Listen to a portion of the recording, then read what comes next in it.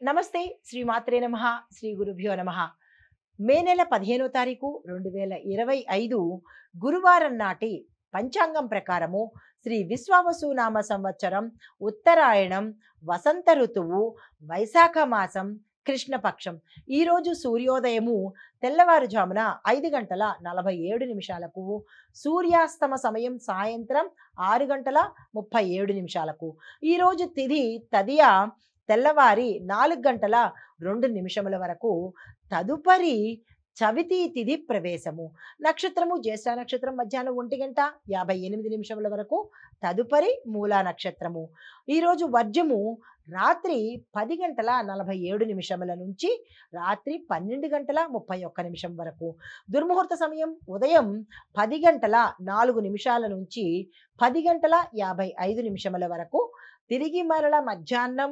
3:11 నుంచి సాయంత్రం 4:03 వరకు రాహుకాల సమయం మధ్యాహ్నం 1:48 నుంచి మధ్యాహ్నం 3:24 వరకు యమగండ కాలము తెల్లవారుజామున 5:47 నుంచి ఉదయం 7:24 వరకు బ్రహ్మముహూర్త సమయం తెల్లవారుజామున 4:11 నుంచి 4:59 వరకు అమృత ఘడియలు తెల్లవారుజామున 4:27 నుంచి ఉదయం 6:12 వరకు అభిజిత్ ముహూర్తం ఉదయం 11:46 నుంచి మధ్యాహ్నం 12:38 వరకు ఇది నేటి పంచాంగం. నమస్తే. తదుపరి రాశి తులారాశి. ఈ రాశిలో ఉండే వారికి మానసిక ఒత్తిడి కానీ ఆర్థిక పరమైన ఒత్తిడి కానీ కొంత తగ్గే అవకాశం కనబడుతోంది.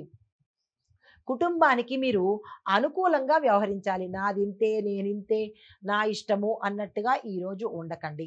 వాదనలు నివారించండి. నేనే గొప్ప, నేనే ఇలాగా, నేనే చేశాను, ఆ నేనే అన్న పదాన్ని ఈ ఒక్కరోజు పక్కన పెట్టండి. సంయమనంతో చాకచక్యంగా కుటుంబంతో వ్యవహరించండి.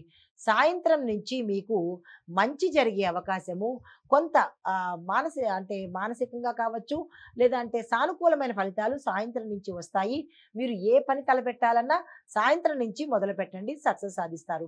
తదుపరి రాశి వృశ్చిక రాశి. ఈ రాశిలో ఉండే వారికి ఏవైనా నిర్ణయాలు తీసుకోవాలంటే ఈ రోజు చక్కని రోజు. అస్సలు వృధా చేసుకోకండి. వృత్తిలో మీకు ఎదుగుదల కనబడుతోంది. వాణిజ్య వ్యాపారాల్లో, పారిశ్రామిక రంగాల్లోనూ ధనపరంగా లాభదాయకంగా కనబడుతోంది. కుటుంబ పెద్దల సహాయ సహకారాలు ఈ రోజు తప్పనిసరిగా తీసుకోండి. ఏ రంగంలో ఉన్న వాళ్ళైనా సరే, విద్యార్థులు, ఉద్యోగస్తులు, వ్యాపారస్తులు, రాజకీయవేత్తలు, ఇలా ఏ రంగంలో ఉన్న వాళ్ళైనా సరే కుటుంబ పెద్ద నిర్ణయం తప్పనిసరిగా తీసుకోండి. తదుపరి రాశి ధనస్సు రాశి. ఈ రాశిలో ఉన్న వారికి చంద్రబలం చాలా ఎక్కువగా ఉంది. చంద్రుడు మీ రాశిలోనే ఉన్నాడు కాబట్టి చాలా ఉత్సాహంగాను, ధైర్యంగాను, చాకచక్యంగాను ఈరోజు మెలుగుతారు. ధనపరంగా బాగుంది. వ్యాపార పరంగా లాభాలు వస్తాయి. ఆత్మవిశ్వాసం పెరుగుతుంది.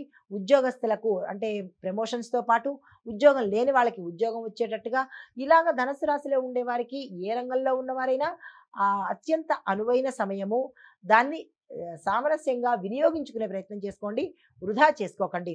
అయితే శారీరకంగా మాత్రం కొంత అలసట అనేది గోచరిస్తోంది. దానికి విశ్రాంతి తీసుకునే ప్రయత్నం తప్పనిసరిగా చేసుకోండి.